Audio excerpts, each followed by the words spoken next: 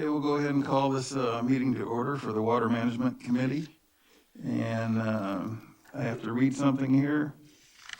And the meeting is being held remotely pursuant to AB 361. Oh, I still can't see.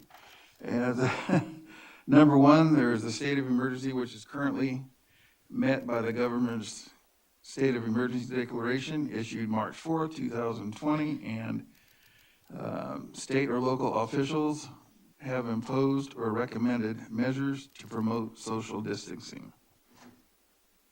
Will that work? Okay. We'll go ahead and talk about number two, which is AB 361 findings. That was it? Okay. So, it was fast. But, okay, number three, committee and public comments.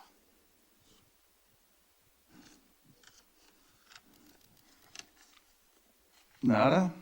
Okay. Stan? None here. Okay, we'll go to number four, Indian Wells Valley Groundwater Authority, description. Committee to discuss actions taken at the IWVGA board meeting on January 12th, 22, and potential action items moving forward. Okay. The next GA meeting will be held on the 9th of February. In terms of management activity, the Water District has applied for facilitation support from DWR, and the last I heard, DWR would like to start soon. I'm kind of hoping that it won't be before the middle of February so we can eliminate the mask issue, but we'll see how that goes. Don might want to comment later on.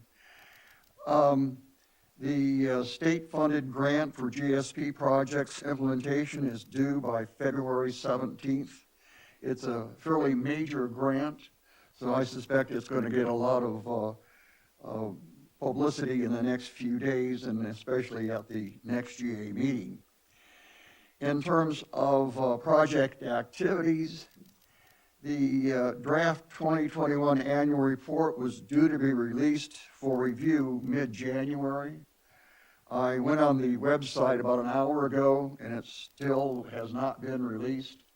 I have no idea what the status is as of this point. And again, Don may want to comment at the end of my report on that if he has any new information. The big news, of course, is that the GA received DWR approval of our GSP on January 13th, and that was just after the last GA meeting. However, the approval comes with many detailed corrective actions mandated for the next GSP update. Reading the staff report makes it clear that the approval is an interim approval, which could be rescinded if corrective action is not completed in a timely manner. It is clear that DWR staff did a thorough review of our GSP, and they did take into account a lot of the public comments that have been provided to them. In the meantime, we can accept a win and be happy that we have a 3-year extension to complete the GSP. There are 7 categories of corrective actions defined in the review, and there are 19 instances of one or more of the corrective actions called out in the main body of the review. So there's a lot of work to be done. Now, while there are a number of deficiencies cited in the staff report, there are 2 major recurring themes. The first one is the plan executability, and the second is the lack of long-term sustainability. The concern regarding the plan executability is regarding the water importation project. Lack of funding for the project makes it impossible to assess the validity of the project, according to the staff. The long-term sustainability concern comes from the plan not fixing the basin overdraft. They apparently thought we should do more in terms of actually fixing the overdraft rather than just reducing it. A third concern mentioned is near and dear to me, and that was the need to engage the public during implementation of the plan, as well as the plan creation. And in fact, that is corrective action number 1, which I appreciated. There's one paragraph in the evaluation summary that is particularly direct, and we really need to heed. It's a short paragraph, and I'll read it to make sure that I get it correct. Department staff do not regard the water import project as conceptually infeasible from an engineering perspective. However, uncertainty regarding financing and other project elements, including the acquisition of water rights, makes it impossible to assess the likelihood of the authority building the water import projects. Furthermore, the plan indicates that even when fully implemented, these projects would not eliminate the overdraft. As a result, the authority will need to develop feasible alternatives that can be implemented if projects on which the sustainability goal currently depends cannot be carried out in a realistic timetable for their triggering and implementation. The authority will also need to develop new or enhanced projects and management actions that will allow the basin to be operated without causing overdraft and are capable of being achieved within the 20-year period of the plan implementation. That paragraph is on page 6, which is again part of the intro and the summary if you want to go look at it. But clearly there's a lot of work that needs to be done between now and the next submittal of the GSP. And that's in 3 years from now? That is right, in 2025, 3 years from now. Is that everything, Stan? And that's it. I was sorry, Don, did you have any comments relative to either the facilitation or the 2021 annual report? I can add to the facilitation report, if you will. We received from Stantec, which is the facilitation contractor for DWR, we received a draft implementation service plan, which was reviewed by Tim Parker, myself, Jim Worth, and Doug Everett. There were several comments and questions on the draft, which we sent back to Stantec and DWR. We had a call, I believe it was on Monday, with them to go over the comments and questions. They'd wanted to schedule an initial kickoff meeting as soon as possible, and actually I had inquired from the city availability of the city council chambers over the next couple of weeks. DWR originally proposed a meeting on February 1st, which is next Tuesday. We had concerns about that meeting being held so soon without engaging stakeholders, and also the fact that a meeting like that really needs to be publicized. And as you know, we've been publicizing this last night's meeting for well over a month through social media, through our website, the newspapers.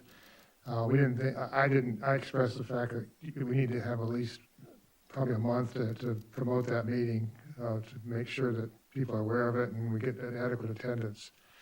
So there's no date. I went ahead and canceled the February 1st date.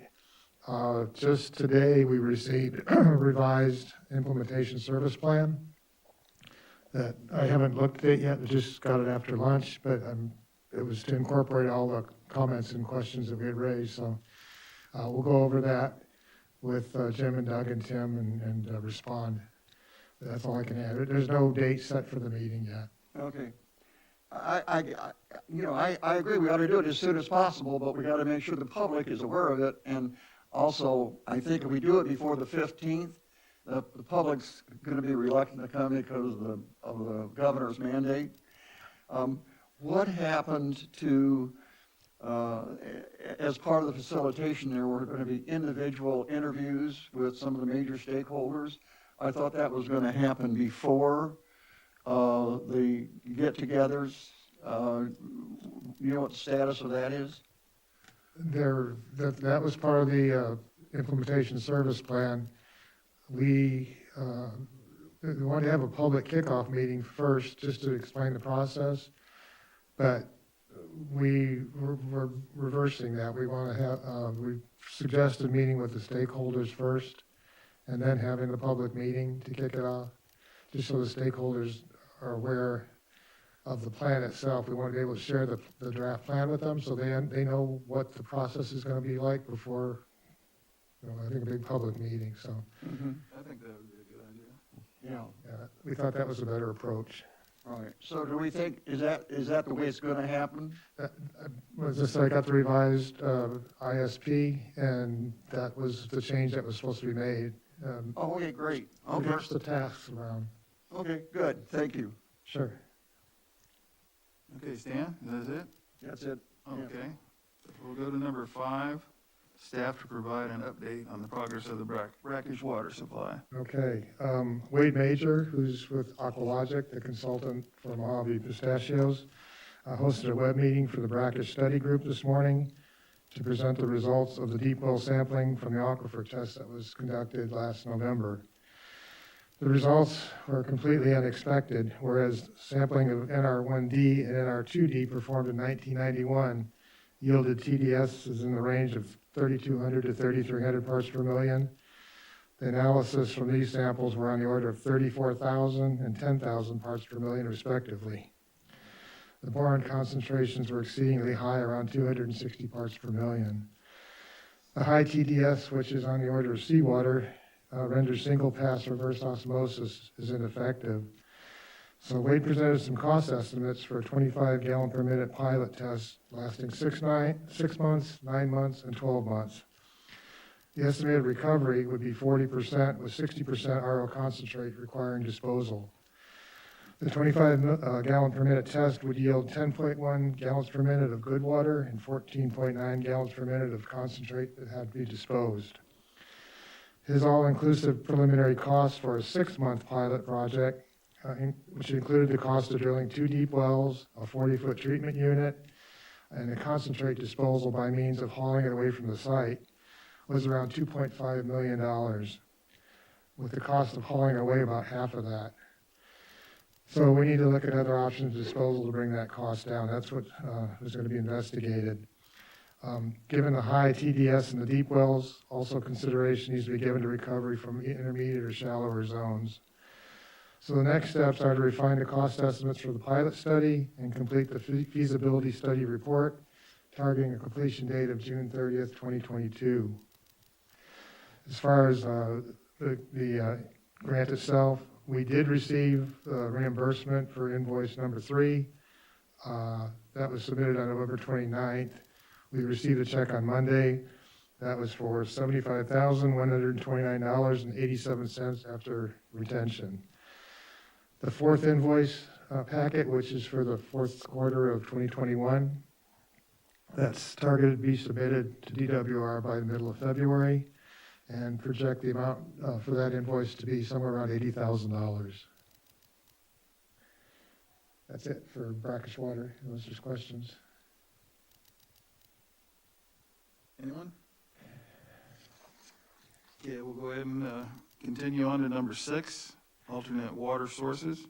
Okay, at the January 19th board workshop, an update of the PowerPoint presentation that was provided to the board at the August 5th workshop on the draft exploration program within the El Paso subbasin was presented by primarily Tim Parker.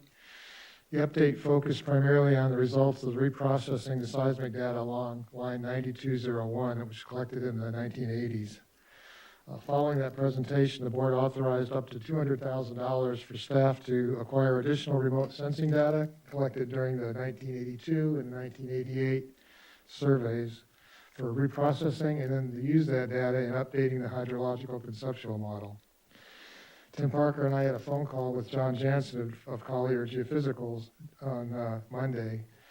John's going to reach out to the vendor that has all the seismic data from those 2 surveys and request an opportunity to preview it so that we can determine what lines would be useful and more cost effective. We don't want to just purchase a massive data that some of it we may not be good for reprocessing. So John's going to schedule an opportunity with that vendor to preview the data, and then we'll get back together to determine which lines would be most beneficial to acquire and to reprocess. Okay. Any questions on that from Don? Well, I guess I'd just like to comment that, you know, this ties together well with the annual reports that the two that we have gotten already, and hopefully the new one, the 2021 that we will be receiving, and that there's a lot of optimism, I think, based upon those reports, that there is a good deal of water down there when you look at it from not the macroscopic or in the microscopic look that Tim is doing, but, you know, just looking at the top down look at the increase in water levels down there look very positive. So I'm still very much in favor of pushing this as much as we can until we find out that's, you know, it's not a go. And this will also have the benefit of filling a data gap, which has been identified in the groundwater sustainability plan. So for the district to be authorizing, board to authorize staff to pursue this, I mean, we'll obviously share the information with the groundwater authority, and it's something that they don't have to take on, that we're doing on our own, and we'll partner with them and provide the data. So Yeah. it's It's a good one of thing. many data gaps that were identified Yes. in the GSP. Okay, we'll move on to future agenda items.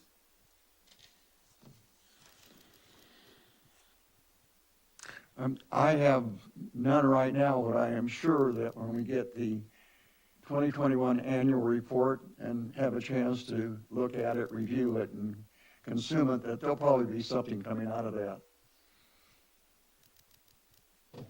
I have nothing. Nada? Okay. So, is it your opinion we're going to continue on with the brackish water study, or stall for a little bit, or?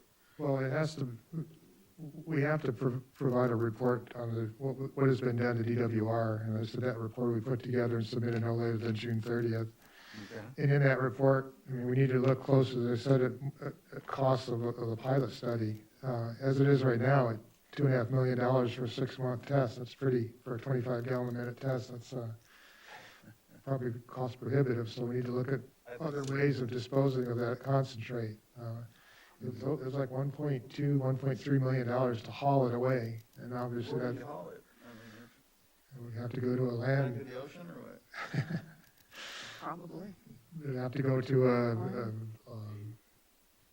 Lady, I suppose. What's the other one? There's one in Arizona too, isn't there? Yeah, yeah. They do have those brine lines down south too, or they do go out to the ocean. Maybe. Yeah, I don't know. I didn't see the details of the proposal, but Wade had gotten a quote from a company that does that sort of thing, and it was over $1.2 million, which is like half of the cost of the project. Well, I assume it's going to be brought back up to the full board eventually when we have a better idea of what's really happening. Oh, sure. Oh, Yeah. Yeah, yeah. Sure it Well, will. we're reporting on what's going on with the brackish study, and we'll keep you updated. It's interesting, but I didn't This know is that- actually the first call we've had since, November maybe, I think? I Yeah. think so. Been a while. Yeah. We- I think I believe we had a web meeting just prior to the aquifer test to go over how the aquifer test would be conducted.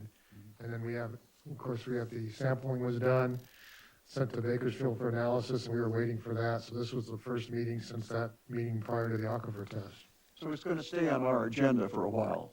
Sure. Yeah. Okay. Until the final report is submitted, and then we'll be awaiting any feedback from DWR. Okay. If there's nothing else, I think we'll go ahead and adjourn at what time, Don? 2:19. 2:19. Thank you all for coming. Now you can go back to work. You too. Yeah, me